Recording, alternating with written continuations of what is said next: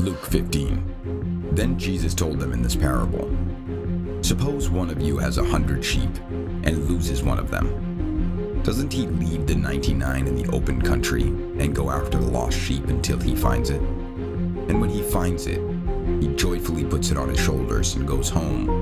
Then he calls his friends and neighbors together and says, 'Rejoice with me. I have found my lost sheep.' I tell you that in the same way there will be more rejoicing in heaven over one sinner who repents than over 99 righteous persons who do not need to repent." Top of the day to everybody. Good morning, grand rising. Hello. Hi. How are we? How are we? I wonder if my podcast would be served to do it in a completely different accent. Go Goodwill Hunting style. I wonder how would that go if I read that with a Boston accent. Yeah, then Jesus told them in this parable, suppose one has 100 sheep and loses one of them.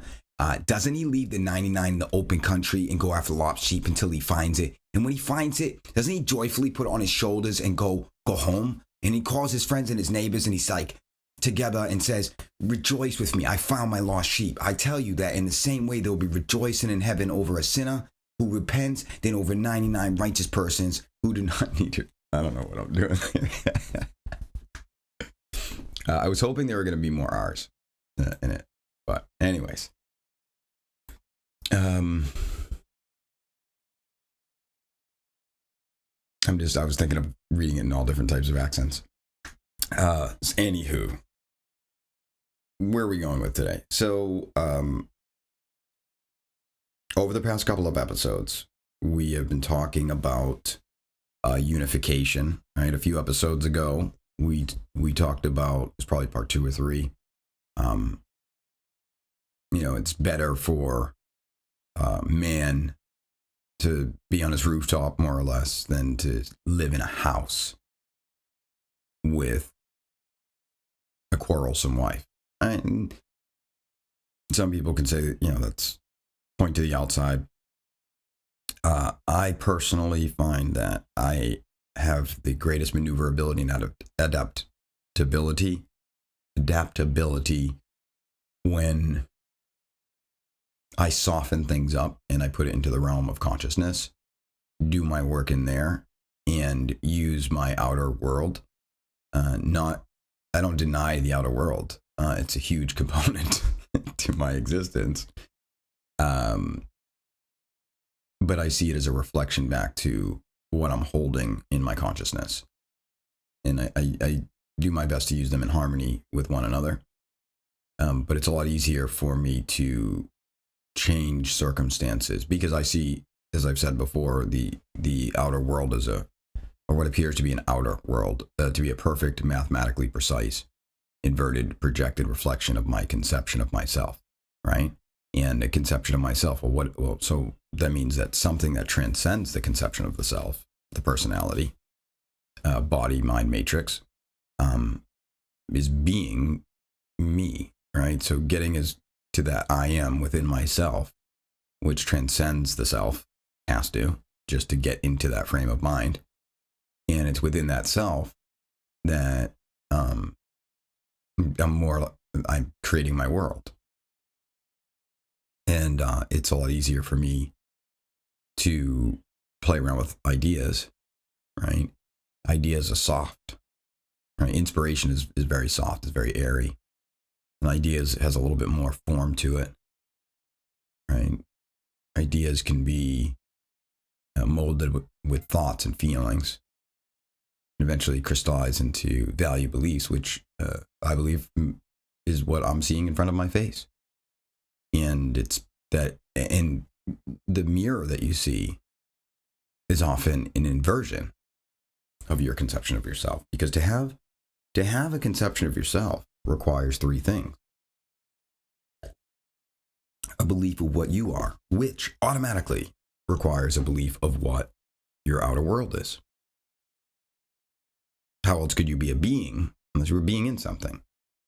So there's me, and there's the world. And very importantly,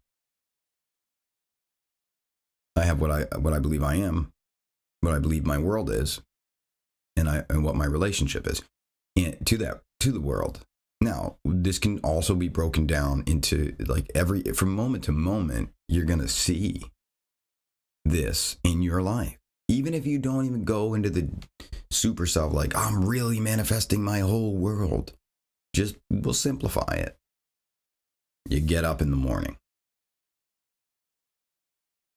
You wake up in your bed. What kind of thoughts and feelings are you experiencing? What does your bed look like? What does your bed feel like? Right? What you believe you are. So in that moment, we can say that, the bed is the world. So there's your bed, and there's you. You think you're a human animal. Maybe you think you have back problems or something. And you say, well, I don't just think it, I know it. Well, right? So inspiration becomes ideas. That attributeless force comes in as an inspiration at some point in time, even if it was what appears to be your ancestral line. Anyways, it was an idea, an inspiration. It was an attributeless force, took on the concept of something. Inspiration goes into ideas into thoughts. Thoughts mature into beliefs. Beliefs mature into knowing, and then you realize it in the material world. So when you wake up, like you can do this with just look at everything and say, what's the Trinity here? Right? The experience that I'm having,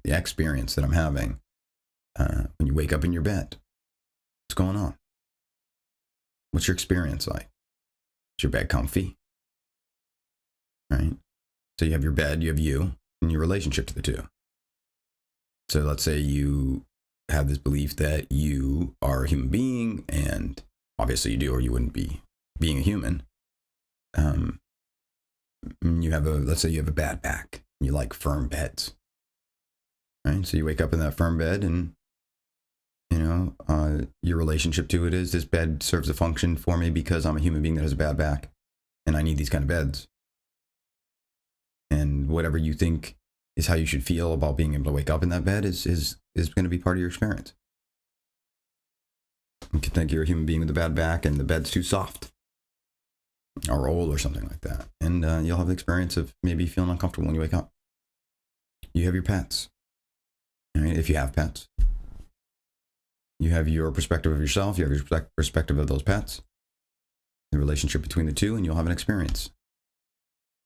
And that's on the simple level, and it goes deeper and deeper and deeper. And perhaps we're all at different stages, and it's just markedly different. I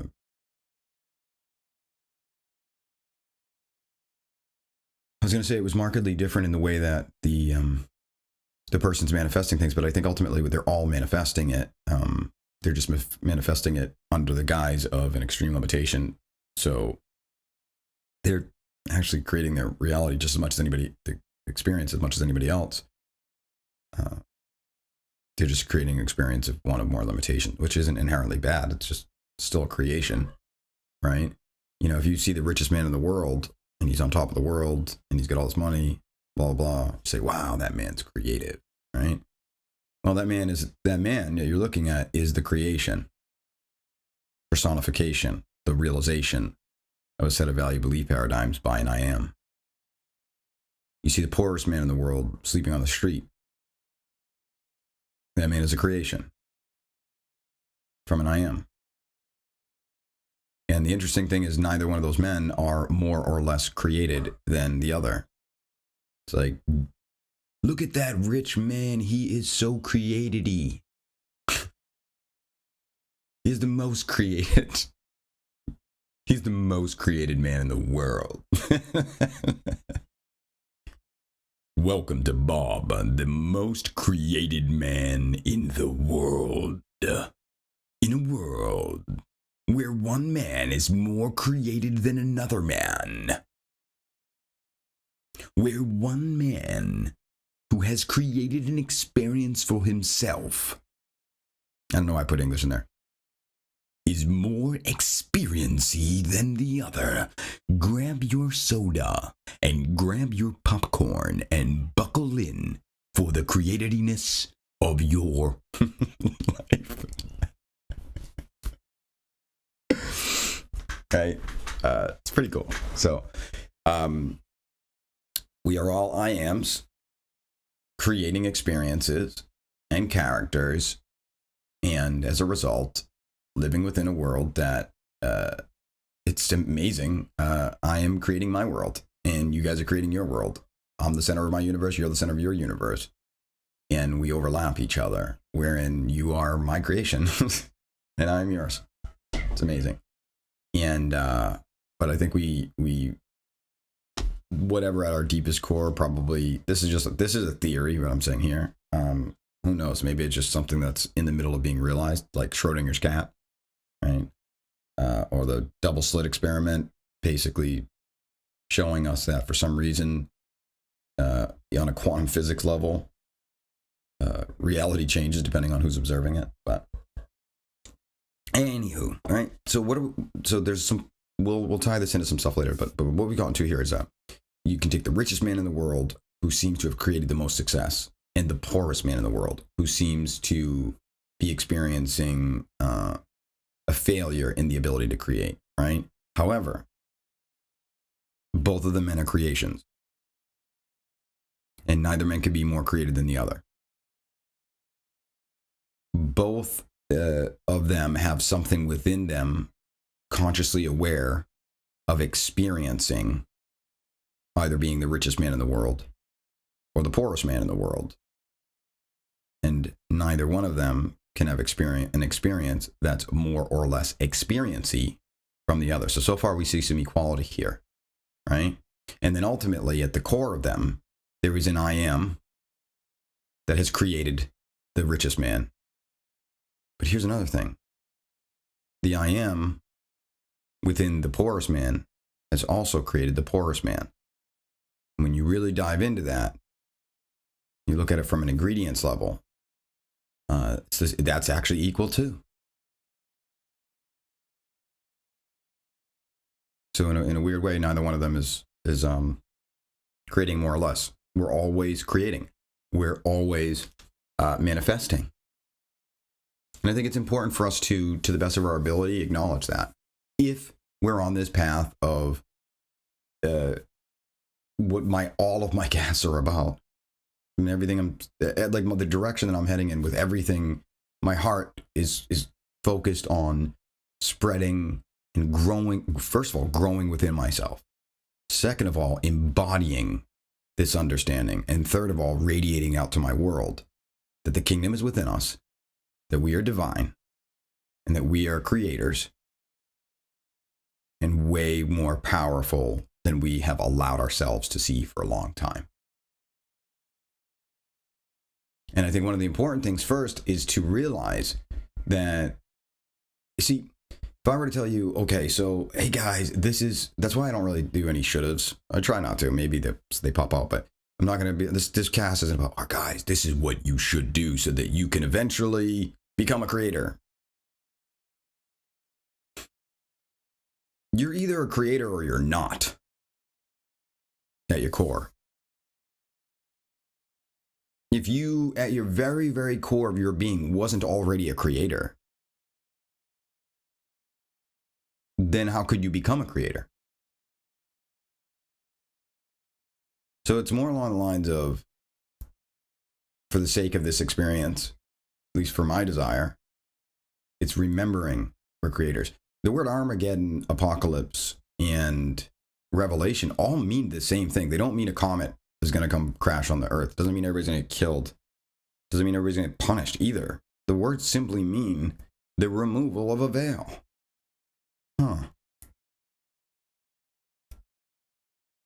Maybe it's some kind of reversal that we decided to go through. There's always clues in everything because everything's ultimately intimately connected. That's one of the things I realize with the power of love is that I can just let it pour into me and it will just make connections everywhere. It's like a code. It's like a computer program or something.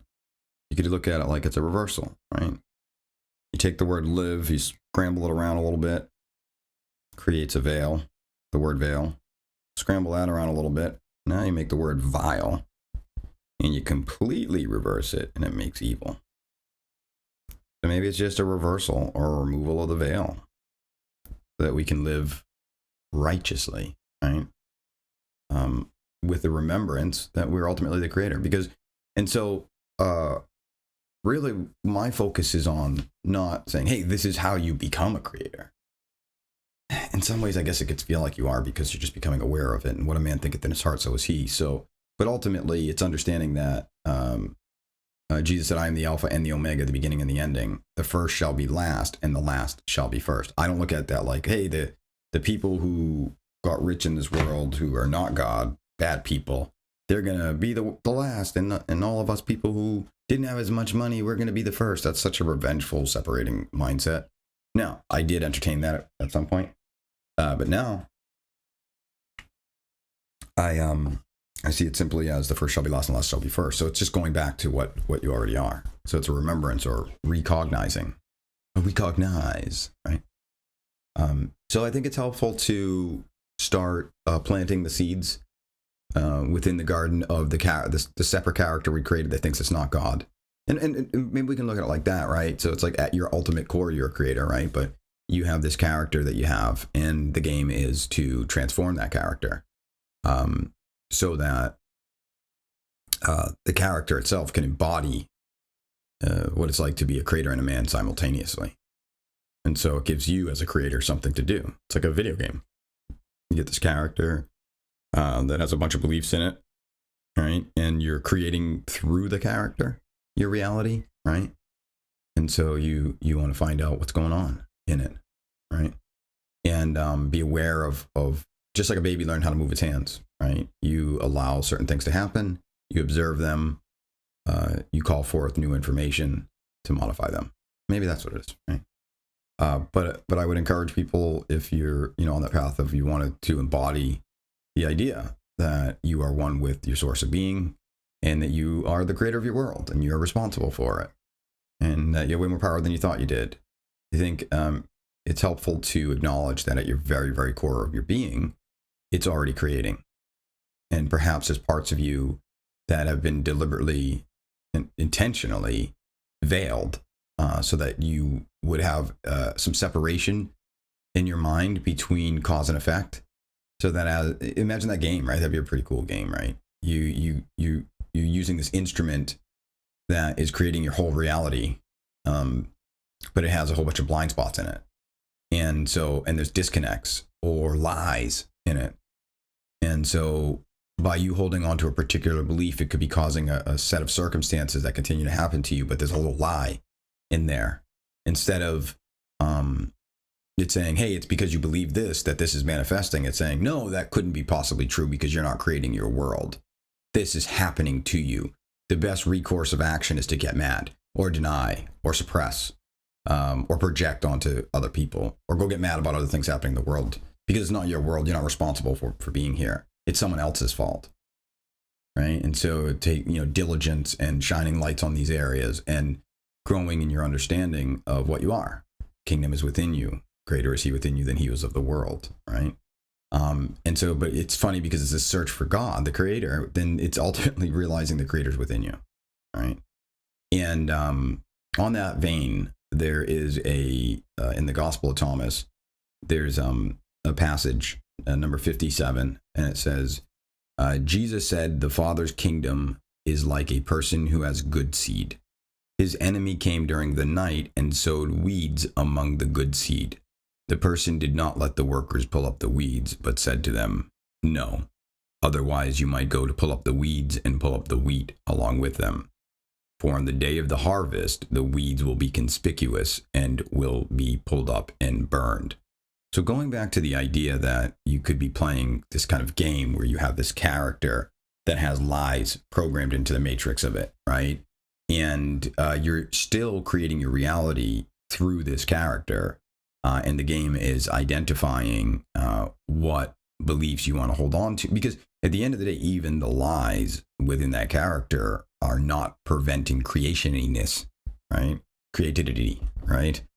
Nor are the lies preventing you from creating experiences, right? Nor are the lies preventing you from creating it all. They are just flavoring it with their flavor, what we could call the evil seed, the backwards seed, where something happens and the cause and effect are switched in your mind inside the matrix of your character. So you actually think it's the inversion. So it would be like if your hand punched you in the face. It's like, why are you hitting yourself? Why are you hitting yourself? It's like, imagine like you would allow a thought. Imagine trying to learn something, and when you think it, like the opposite happens, right? So like, sorry, you get the opposite, you perceive the opposite of what actually happened, and you're trying to learn, right? So imagine you thought a certain thought frequency, and like, so you could literally punch yourself in the face, right? If you imagine right now, imagine you grab your hand, close it into a fist, and punch yourself in the face, right? Now imagine you had a lie in your program, and when that would happen, it told you that your hand, that you have a disorder where your hand likes to punch you in the face, right? And so you wouldn't realize that the reason that was like, so if I go to punch myself now, I take my hand and I look at my palm, close my hand into a fist, so, and then I go, I just lightly tap myself in the face, right? Now, what's really amazing here is a lot of things had to happen for me to do that. A lot. Now, I didn't have to be aware of all of the minutia of the details. I could literally teach classes for 10, not me. Well, if presently, I have no desire to learn all the information I would need to teach people about the minutia of all of the engagements that are activating when one person were to go through the process of punching themselves in the face. But I'll tell you guys, it would be absolutely extraordinarily, it's an absolutely extraordinary amount of information if we really got into the weeds of it, right? We take the way a lot of people learn things nowadays. It would be like, we'd have to have a class first. I don't even know where we'd begin. Would we begin with, it's like, okay, class. So what you have here is you have an arm that's going to be connected to a hand. And the hand is going to have little digits in it. It's going to have phalanges and metacarpals, I think, and stuff like that. It's going to have fingertips and flesh and sinew and muscle tissue, right? It's going to be all these things. And then it's like, and that's just some names. We're just naming a bunch of stuff, right?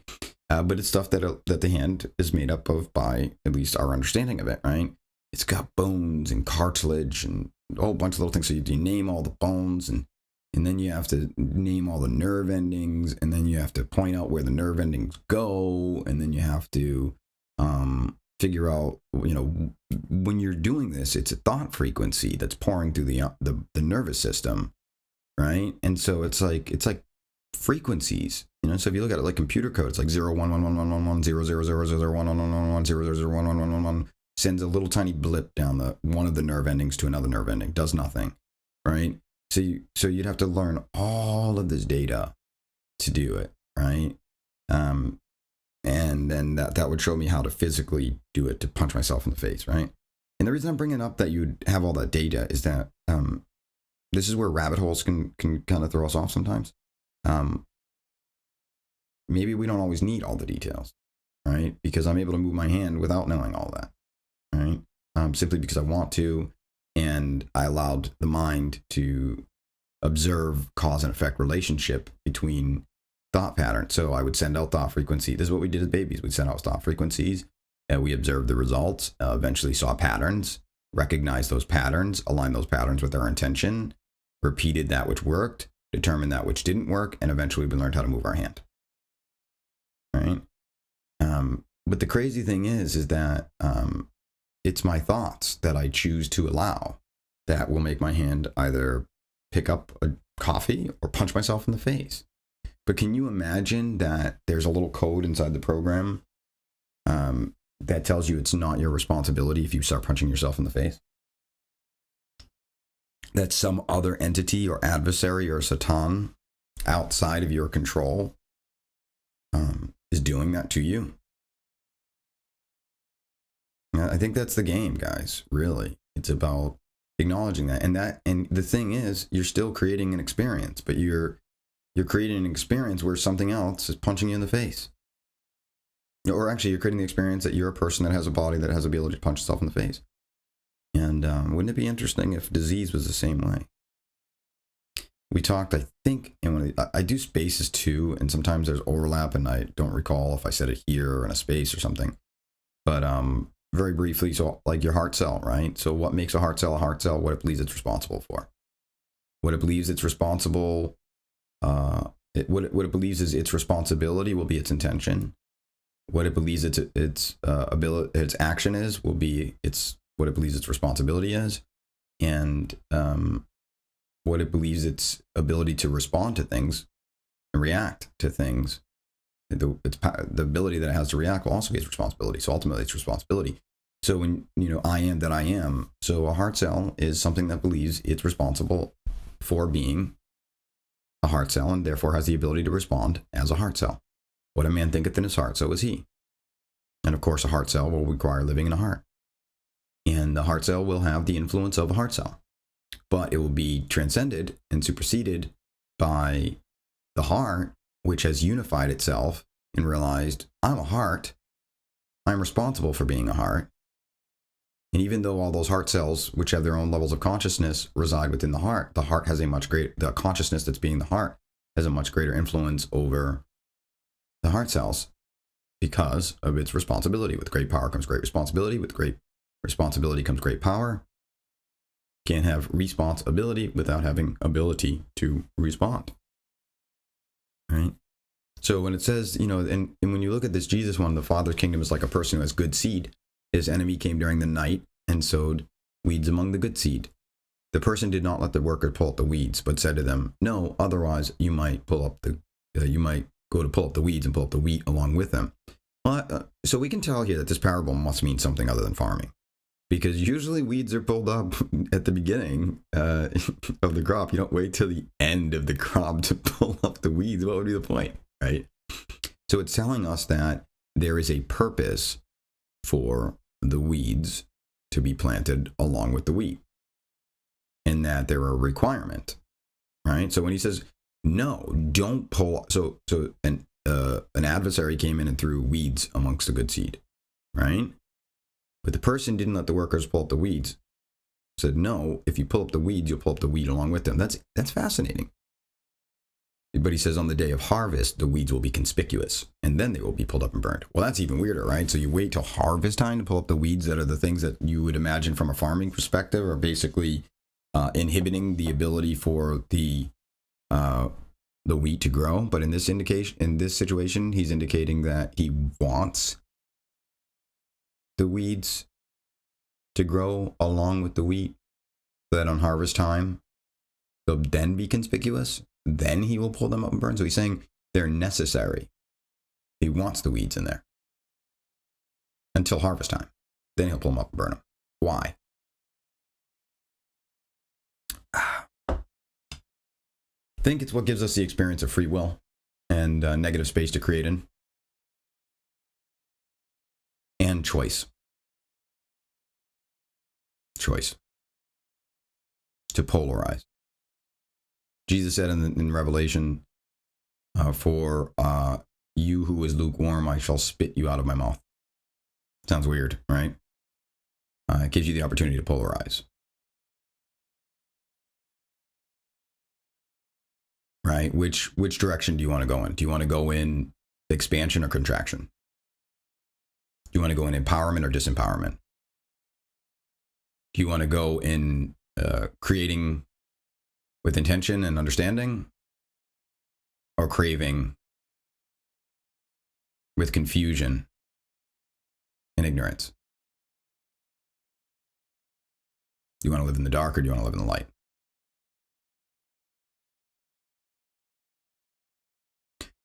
But here's the amazing thing. He says on harvest day, the weeds will be conspicuous. This is the beautiful thing about our ability to play this game, is everybody's weeds and wheat will be a little different. You will decide.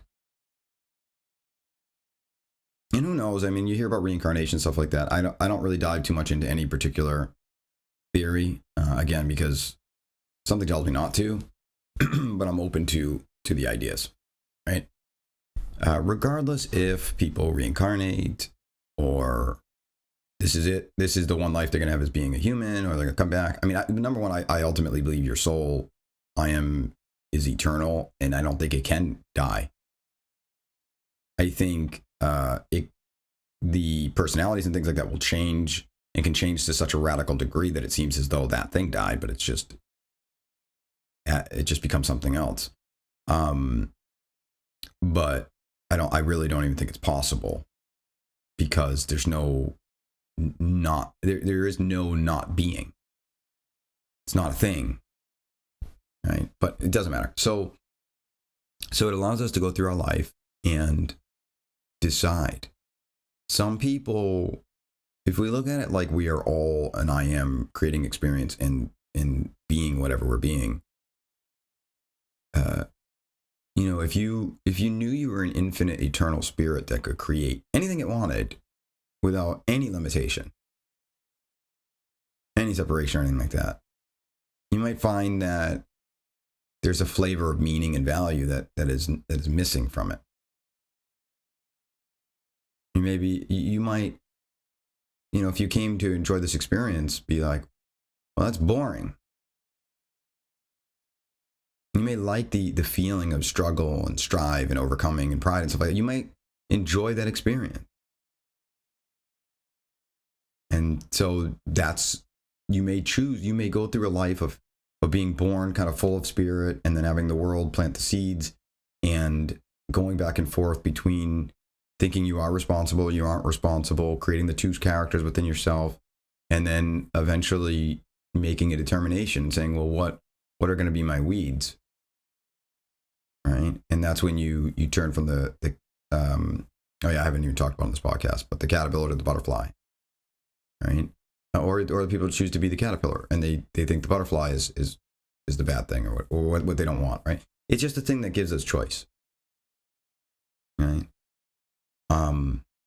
I personally chose, and I remember the day of when the choice came to it. It literally said in my head, choose your side. Back then, I thought I was a little bit more kind of self-righteous, and there was just a lot I didn't understand yet when I made the choice. So I thought like there was this evil side that would, that we were going to battle against or something. Doesn't work that way. Well, just think about what you believe. I guess it could be, if you believe it. And you could have multiple people here on this plane that believe different things, and they're immune to other things. And that's why some people won't get sick. Like, everybody around them could be sick and they don't get sick. They're immune to it. I'm immune, right? Just their belief paradigms. The prince of this world cometh, but he finds nothing in me. You have to resonate with that belief to be able to get infected by it. Or the person may not even have a belief they can't get sick. They could just have a belief that they don't normally get sick, or that there's a high likelihood that they won't get sick. And that's enough. And that's their vaccine. Crazy. So what do we got for time? All right, 33 minutes. So that's just something to think about.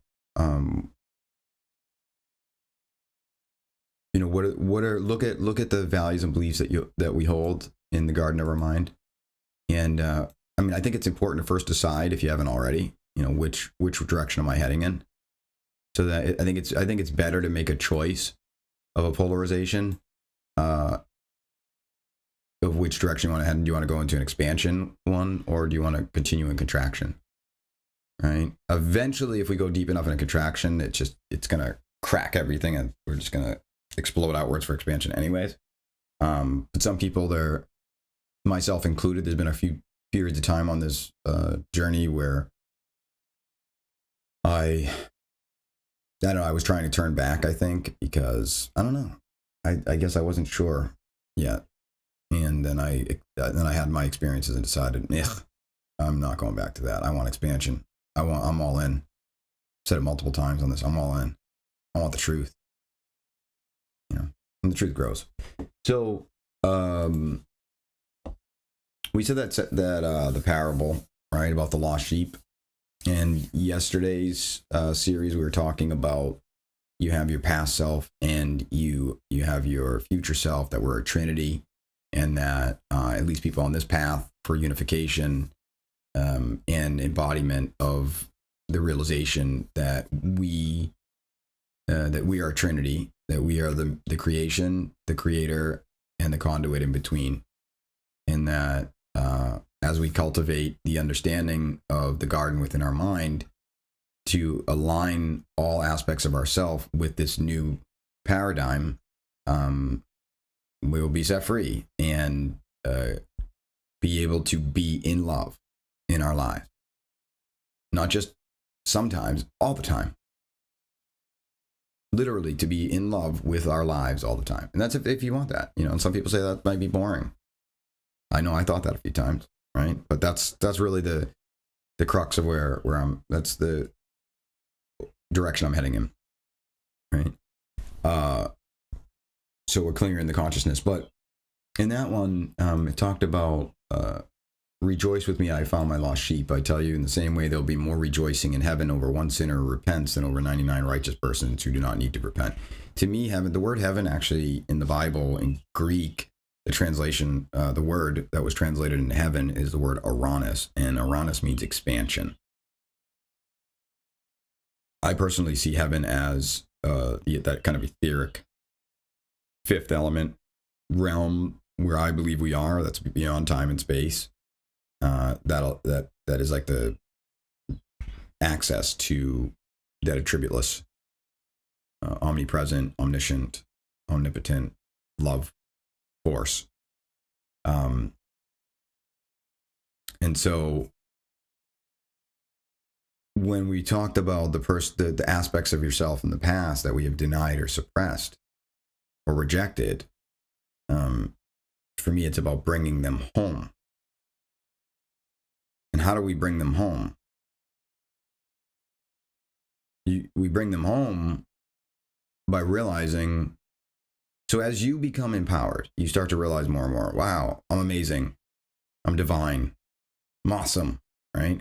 But there might be things you've done in the past that seem very ungodly, unchristlike, and it might be hard for people to, myself definitely, to really, I couldn't reconcile that back then. I'd say, well, if I am the Son of God, why did I do this? Why did I do that? I couldn't have been. If I was, then I would have never done those things. So at the time, I did the best thing I could at the time. Is I said, well, I'll deal with that when it's time. I didn't have the wherewithal or the connection to, or awareness of the connection to intelligent energy to help me with understanding these things at that point in time. So I just cut them off and basically denied them for so long. And then it came the time when they needed to be dealt with. And more or less, what I did is went into an acceptance stage and a forgiveness stage of the self. And I had to give before I had the understanding.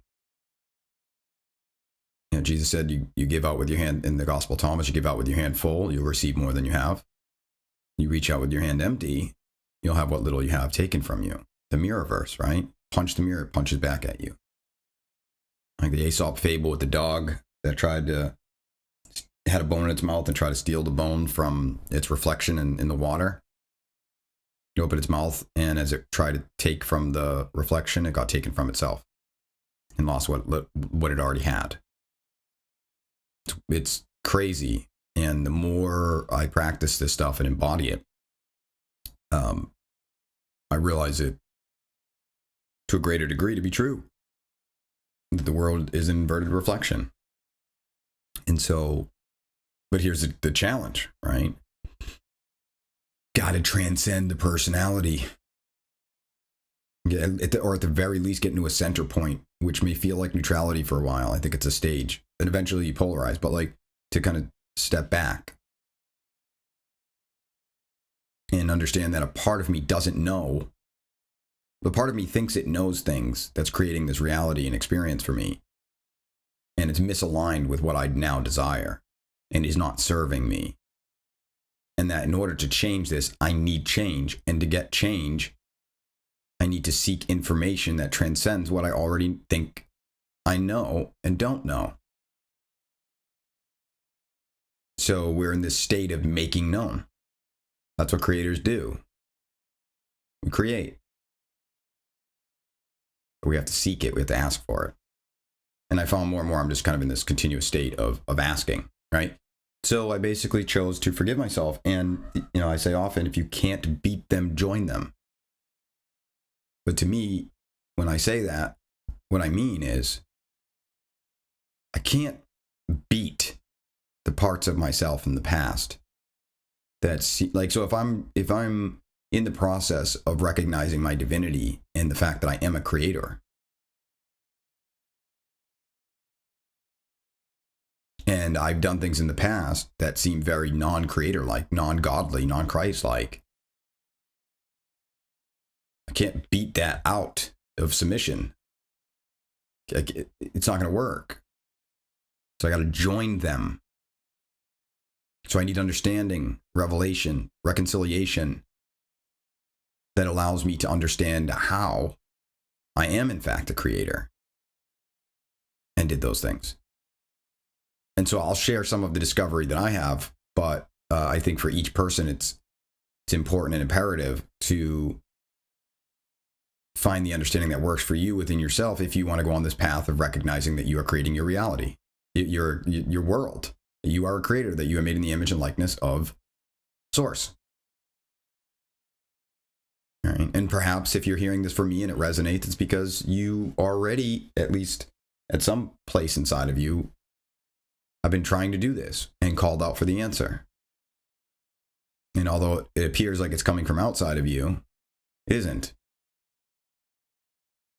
Even hearing this from what appears to be outside of you from me is called to you from inside of you. So how do you reconcile it? How can you reconcile, I am the child of God, but I've done these things that seem very ungodly? Okay, well, remember what we said at the beginning? Right? Beginning, we said, if you have the richest man in the world, or the, my cat's going crazy. Guys, you have the richest man in the world, right? Seems like he's created all this abundance and wealth and awesomeness, right? And then you have the poorest man in the world, who seems to not have created that. Well, the ultimate truth is, right, the men themselves are the creations, just like your personality in this moment is a creation. Or part of your personality is the creation, right? And so the richest man in the world and the poorest man in the world are both creations. Neither one of them is more or less created than the other. And the awareness that's experiencing being the richest man in the world and the awareness experiencing being the poorest man in the world. Or you can add another component to it, of man that's being the meanest man in the world and the man that's being the nicest man in the world, right? Or kindest man in the world. Again, they're both creations, right? And they're both experiences by something that's being them.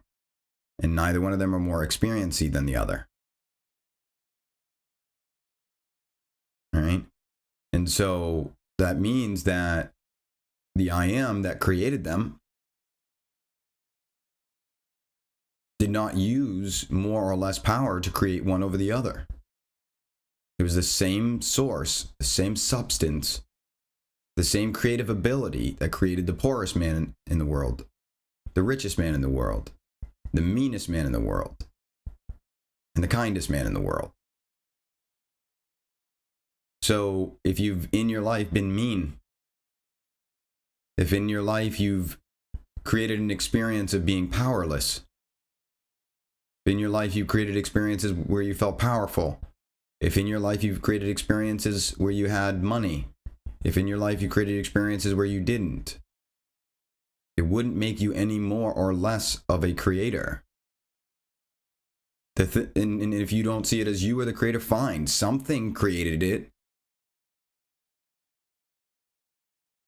And you experienced it. And all of those situations were equal in the fact that they were all experiences. None was more or less experienced than the other. None was more or less created than the other. And the thing that created them wasn't more or less of a creator in either situation. This is awesome.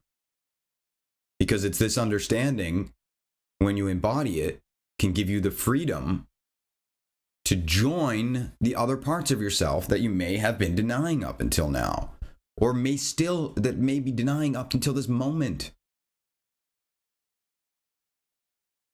You think, I want to see myself as, it depends on whatever it is. You may want to see yourself as Christ-like. You may want to see yourself as spiritual. You may want to see yourself as kind. You may see yourself as a divine being. You may want to see yourself as a starseed. You may want to see yourself as this.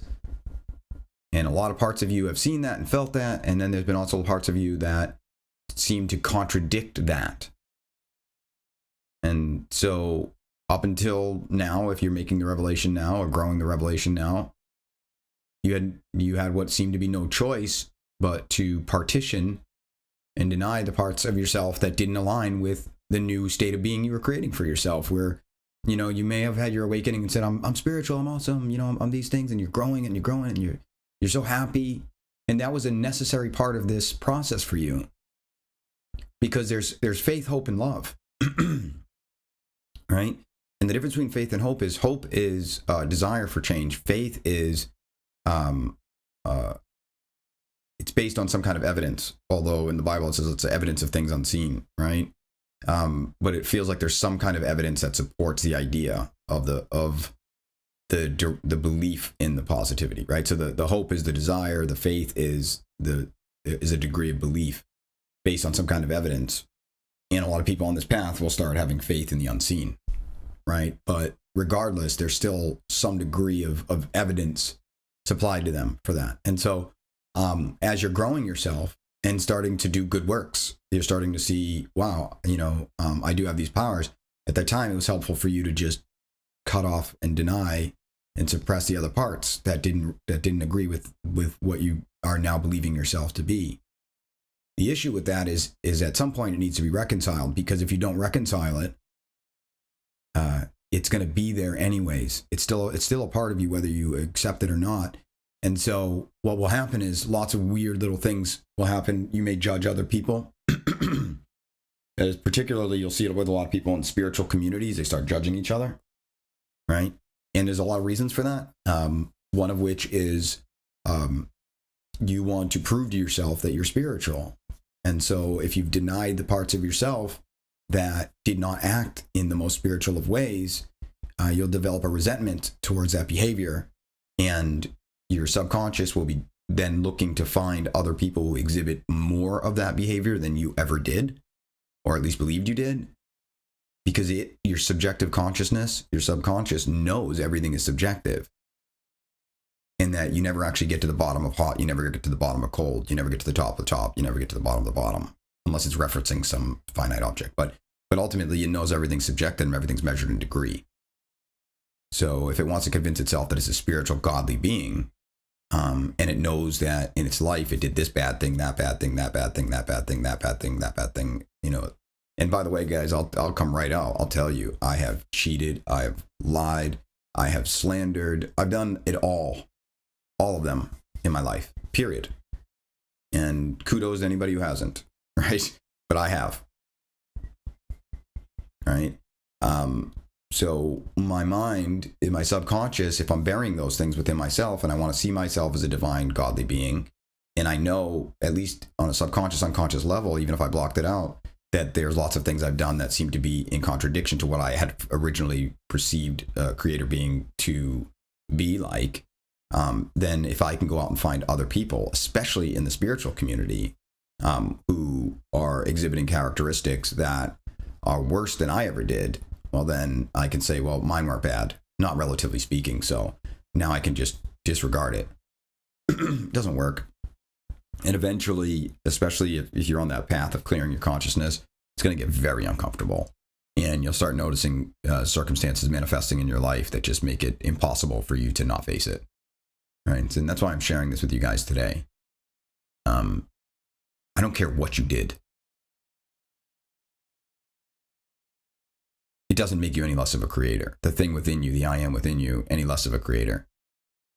I don't care what you experienced. It doesn't make any of the experiences more or less experiencey than the other of that creator awareness.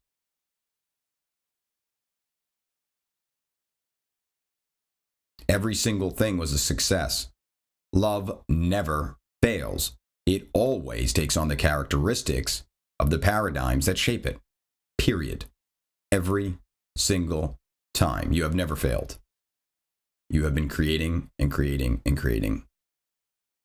And without taking it too deep into spirituality, that you've been doing this eternally, let's just say for this lifetime, you've been creating everything. The you, the I am in you. Period. So this is, for the sake of this experience, it really isn't about whether you at your very ultimate core are a creator being. It's about the marriage and the union between the character that has been created and the divine I am you inside, and marrying them together and then realizing they are one. That's why it said, and God put the two together so they could be one flesh, right? Don't let no man separate what God has joined together. And that's what we're doing here. So this is the embodiment. It gives meaning and purpose to the creator. So it's not just an animal anymore. It's not just a material creature, right? The personality, it's a personality in the world that remembers its divinity and is able to do miracles. That's what it is. That's the game. And it was designed to think of itself as separate. So you got to think about this, right? So if there's the character that you have is ultimately connected to a divine source that is allowing it to create everything, but it's blind to certain things deliberately so that it feels that it's separate, do you think you're going to bring it in union with the truth, the source, the power, if you continue to act as the very thing separating it by denying it? But again, right, with the belief paradigms that you may have held before, you had to deny it because it would have seemed like evidence contrary to the state of being one with the Father. That's where all these judgments and things you see in religion can actually really hinder people's ability to bring the two together. But that's what this is all about. It's bringing home. You can't beat them. Join them. Join them. How do you join it? How do you join your hand when you're a baby learning to move your hand? You think thoughts. You see reactions. The finger moves. You say, I did that. This must be my hand. I am this hand. Now, technically, you're more than just a hand. You realize I am the thing that controls the hand. I'm the thing responsible for the hand. And as a result, you develop the ability to now manipulate your environment and influence it to a greater degree simply because you formed a union between an instrument aspect, part of you, and yourself. And that's how we get to the next level, is unification. Can't beat them, join them. So how do you join those past selves? You realize I am what was, I am what is, and I'm what will be. And there's nothing I've ever done that could ever indicate that I didn't create the experience. That's something within me, whether you want to accept it as yourself yet or not, doesn't matter. That something created you and is being you. And it has never displayed an inability to create. It has created all sorts of experiences. And for the sake of this experience, it wanted to be able to choose between wheat and weeds. So it experienced being weak and lowly at times, and separate, scared, fear, uncertainty, and doubt. And it experienced moments in its life when it felt, and it was in love with whatever it was doing, and it felt powerful and confident and secure and safe. And now you got to make a choice. Which are going to be the weeds? Contraction, extreme separation, division, fear, uncertainty, doubt, opposition, strife, or the opposite. Power, understanding, wisdom, peace, serenity, grace, kindness. It's your choice. Either way, whatever you choose will not make you less of a creator. All right? And so we're going to wrap this one up with, I'm going to read one of my favorite in the scripture, the parable of the lost son. All right? Jesus continued. Actually, let me see. What do we have for time? 55 minutes. No, we're not going to do that. We'll do that for the next one. What else can I say? All right. So I think one thing that's been really helpful for me is when I look out at the world, I look at the world is something that's crystallizing in front of me. It's a manifestation of my beliefs. Remember, right? You believe what you are, what your world is, and what your relationship to those things are, right? And so part of that relationship is going to be, am I responsible for this or not? Right? And, if you ask yourself, what is more empowering, to realize that you are responsible for your environment, or to think that you are not responsible for your environment? If you want to continue on the vein of thinking you are not responsible for the environment, does that seem empowering to you? Or does that seem scary? That seems really scary to me. I know, because I lived most of my life feeling that way. I thought I was responsible for little tiny things of reacting to my environment. And I'm growing in the understanding that that's not the case. I'm responsible for everything that's happening, whether I see it or not. Ignorance is no excuse for the law. So if we really want to think about it, like, not just necessarily good or bad, right? But ultimately, am I responsible or not? And remember, we have the power of love. So we're not doing this on our own. But just like Jesus said, I'm going to leave you the spirit of truth that you can go to for guidance. And the crazy thing about love is, if you believe that love, God, the Holy Spirit, whatever it is that thing for you. And the characterization that you have of it, right? Now I would also, if you feel like sometimes it doesn't seem to be there, to give the advice when you want, use questions to get to the bottom of why. Do you have underlying beliefs that you don't deserve it because of the things in the past and stuff like that? Have you personified it?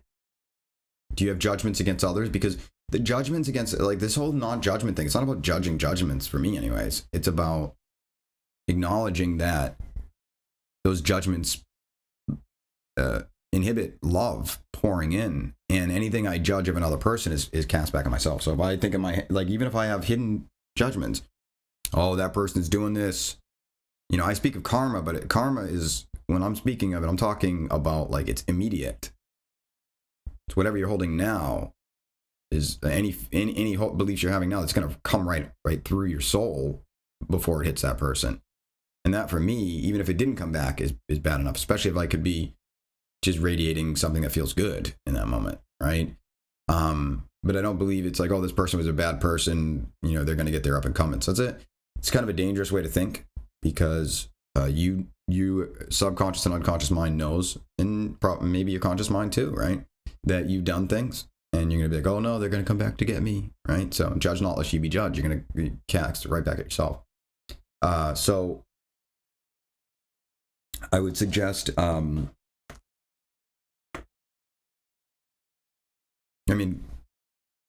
really just growing in that understand. Well, actually, let's go with this one, and then we'll do the prodigal son tomorrow, for tomorrow's episode.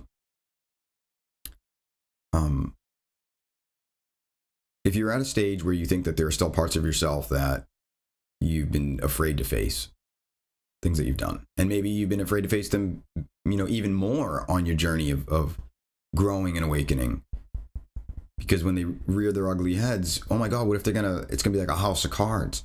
All this new understanding I have of myself, of being divine and being powerful and all that, if I take a hard look at some of the things I've done, they seem like the opposite of what I think I am. Are they going to topple all my cards down? I promise you they won't. You turn to them. It's time. Turn to them. Imagine the darkness is dark. It's not working against you. It just needs light shined on it. And you've grown, and you are not, your character is not what it once was. And think about, like, the little light shining out of your eyes. You have, like, flashlight shining out of your eyeballs. So anything you look at will have the light illuminated upon it. And you will get understanding. Of all things seek ye of all things get ye wisdom and understanding, right? Ask for the understanding, and think, if you'd like, think about what I said earlier, right? That there's nothing that a creator could create that will make him less of a creator, because he's always creating. And without having gone through that experience of the weeds, which we deliberately left in our garden, we wouldn't have juxtaposition, we wouldn't have understanding, we wouldn't have negative space to fill, and we wouldn't have choice. It's a really remarkable creation that we've made here, where we could take these beings that have the ability to create anything to somehow create an experience where they forgot they could. Pretty remarkable. But, all right, we'll wrap it up here, and then tomorrow we'll do the prodigal son and get into kind of bringing home those parts of ourselves.